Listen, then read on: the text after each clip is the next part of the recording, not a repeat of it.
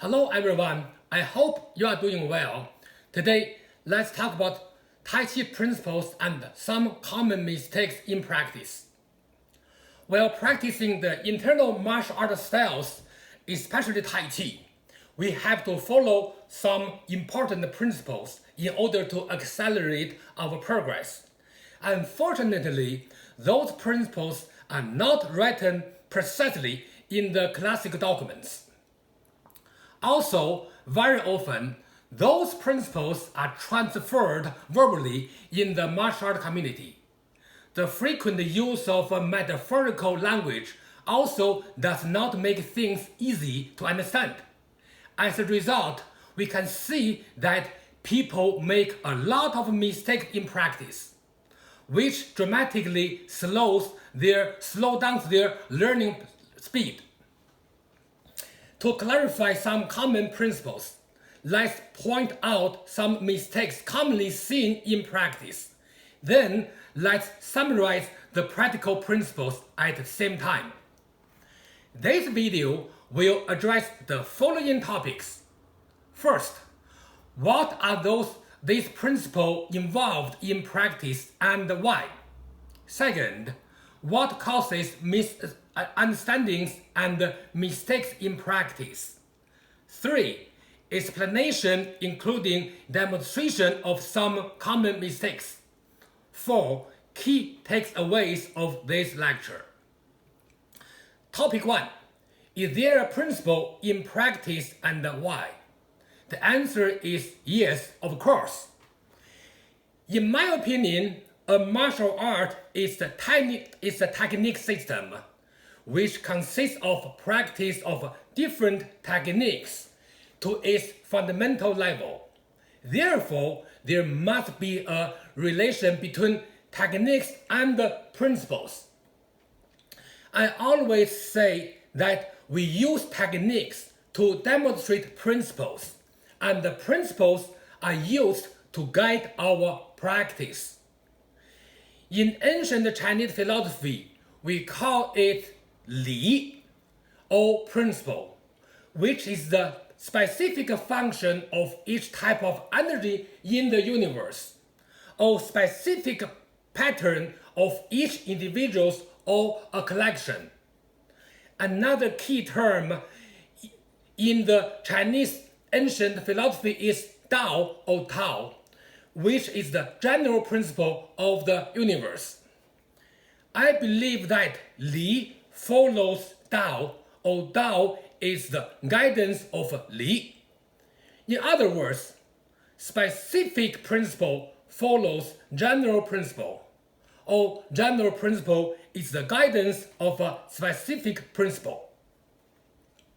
Following the correct specific principle, or Li, will help one achieve the greater Dao. Therefore, Li, or specific principle, is important. If we consider martial art practice as a way of life, at least that is how I perceive it, we should start practicing by understanding and following certain practical principles in order to achieve our ultimate goal. In ancient China, people called this state the harmonization of universe and individual, or 天人合一 in Mandarin.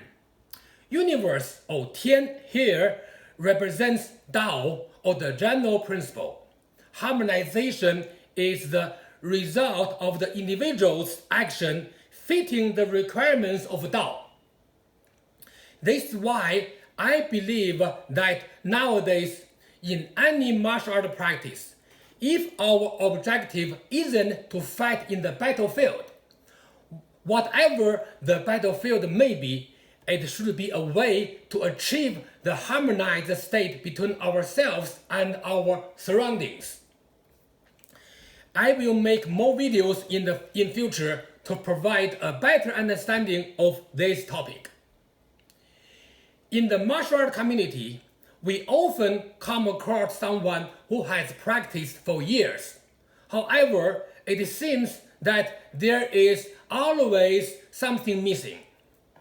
Based on my personal experience, what usually missing is the correct understanding and application of the necessary principles.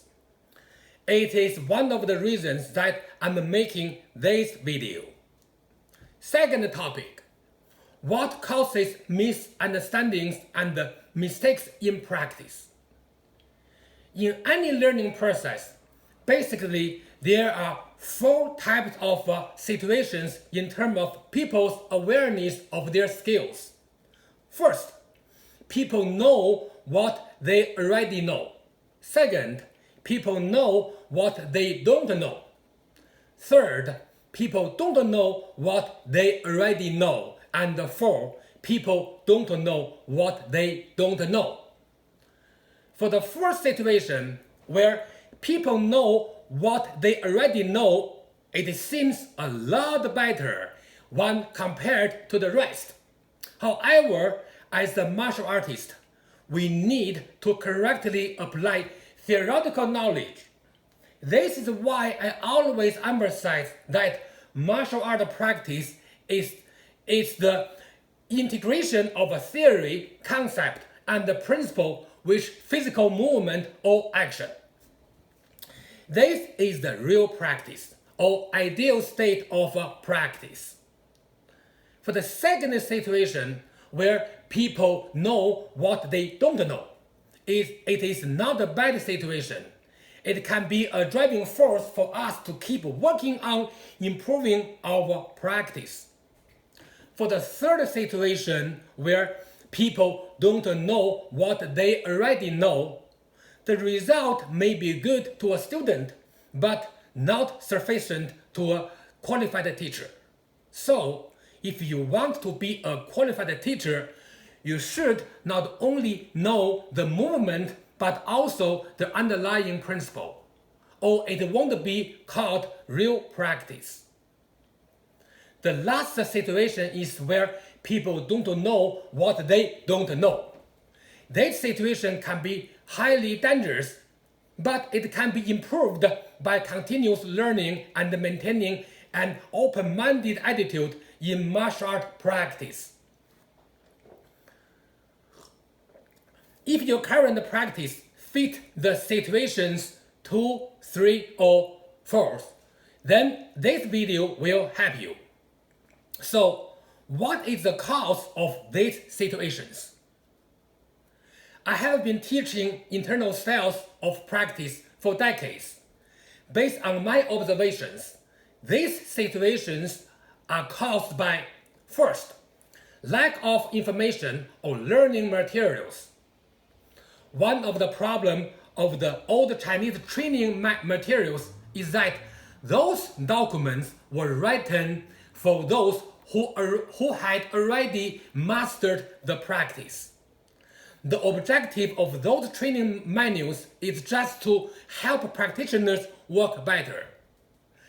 If you are a beginner, then reading those documents will not help much.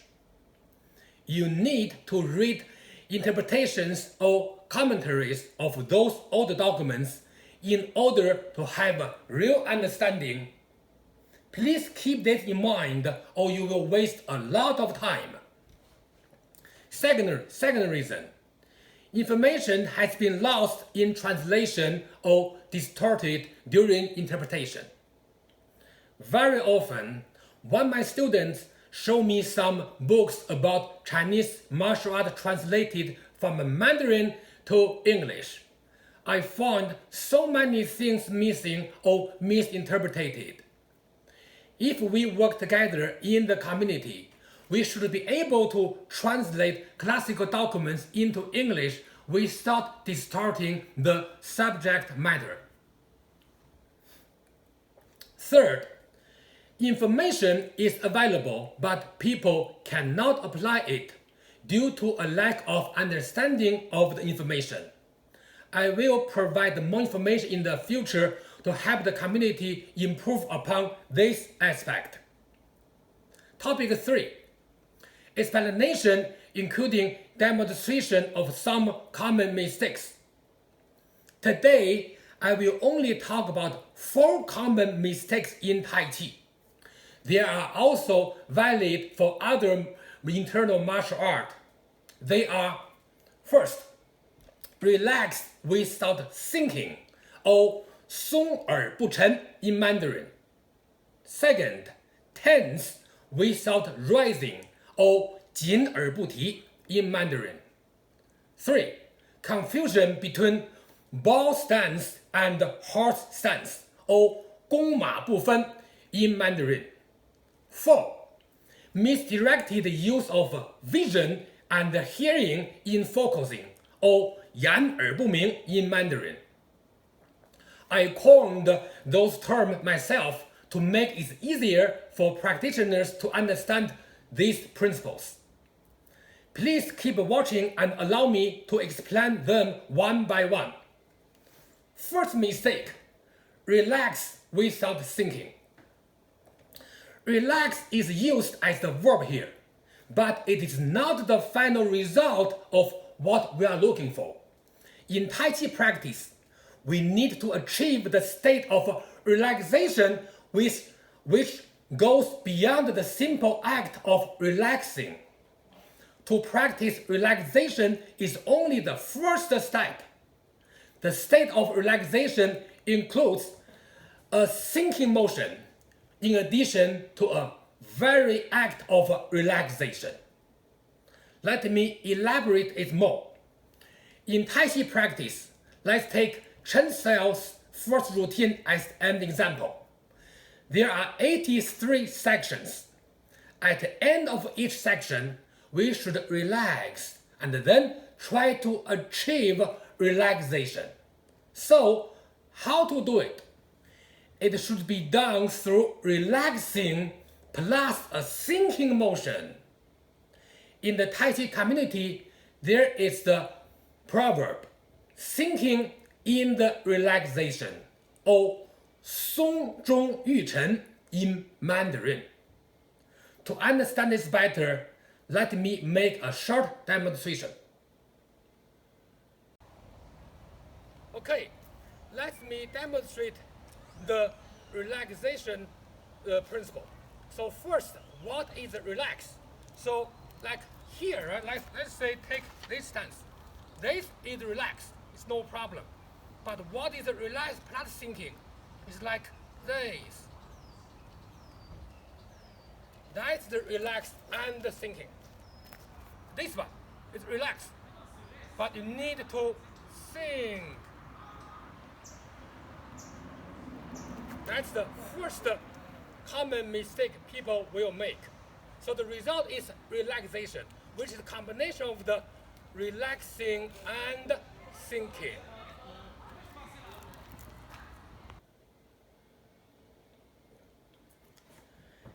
This is relaxing and sinking. Second mistake: tense without rising. First, what is tensing? It is the state where our muscles maintain or add more strength while keeping still. Very often, when people try to strengthen their structure, their rising power or rising motion is missing. In Tai Chi, everyone knows that we should push our head slightly upward. However, in practice, many people just neglect this point. So, how to practice it? The key is tuck back the chin slightly and use the top of the head or crown point to make a small backward circle.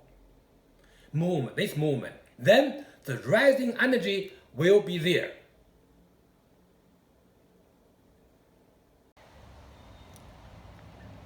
Second demonstration. For example, for this one, this is common Tai Chi practice.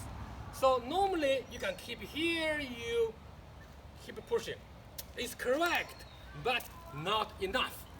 You should be like this. So have the rising motion, then you push, then again maintain the rising motion when you tense the structure. Third mistake, confusion between bow stance and horse stance or 弓马不分 in Mandarin. What is the bow stance? In Tai Chi practice, we use a lot of bow stance. More specifically, we use the sideways bow stance or 侧弓步 in Mandarin. To use this sideways bow stance or 侧弓步, currently, we need to consider two factors. First, the angles of the feet. Before we talk about angle, let's define our reference axis. First, the line connecting the feet will be the x-axis. The line perpendicular to the x-axis, but in the horizontal plane will be the y-axis. And the line perpendicular to both those lines in the vertical direction will be the z-axis. I will use this for reference in the future videos as well, and will remind you of this whenever we need arises. When one foot turns outward about 60 degrees from the y-axis, and the other one turns inward slightly, this is 侧弓步 or sideways bow stance. Second, the body weight distribution. Also, the body weight is distributed more on one leg. Then, what is the horse stance? When both feet point forward and the body weight is evenly distributed on both legs, this is horse stance or 马步. A very common mistake in Tai Chi practice is that people use horse stance to replace the sideways or bow stance. Now let me demonstrate for you. Okay, now this one is the bow stance, sideways bow stance, and commonly used in Tai Chi practice. See, turned about 60 degrees. Here slightly turns inward, and then weight set here. But this one is a horse stance. So middle is horse stance. Here is bow stance. Do not keep like this. Single whip, the same thing. It's like this. It's not like this. There's a mistake. So horse stance, even center or side bow stance. Please do not use horse stance to replace the sideways bow stance. Fourth mistake, misdirected use of vision and hearing in focusing. Overall, in Tai Chi practice, or any Chinese martial art practice for that matter, our eyes or where we focus is an important point. In Tai Chi classics, we say that the body is Tai Chi and our eyes are 两仪. 两仪 can be translated to two poles. In practice, the general principle, especially in Tai Chi practice, is that our eyes or vision always focus the opponents and not our own movements. Furthermore, in Tai Chi practice, we say that look ahead, listen behind. Then the term look ahead is the principle of our eyes, and listen behind is the principles of our attentive action of our ears. To use both vision and hearing as intended here, please do not watch your hand when you practice Tai Chi. Look ahead or focus on your opponent, even though it may be an imaginative action in practice. And focus your hearing on the surroundings behind you. Do not look back, since judging what's behind should be achieved by your hearing. By doing so, your Tai Chi practice will improve dramatically. Now, please allow me demonstrate it. Okay, now let me demonstrate the application of the vision and hearing. Okay, so let's take this structure. So we focus here, then here, then still here, then focus here. So we look forward and listen backward. Topic 4. Key takeaways of this lecture. To practice Tai Chi at a high level, we have to focus on these important principles. Today, we only briefly looked at 4 common mistakes in Tai Chi practice. Again, their corrected versions are: first, sink downward when relaxing at the end of each section. Second, rise upward and strengthening your structure. 3. Differentiate between the sideway bow stance and the horse stance. 4. Apply vision ahead and hearing behind. They are just the tip of the iceberg. I can assure you that there are many more. However, the objective of understanding principles is the process of correcting common mistakes is to help us practice better. And the most important part of any practice is the practice itself. Thank you for watching. See you next time and happy practicing.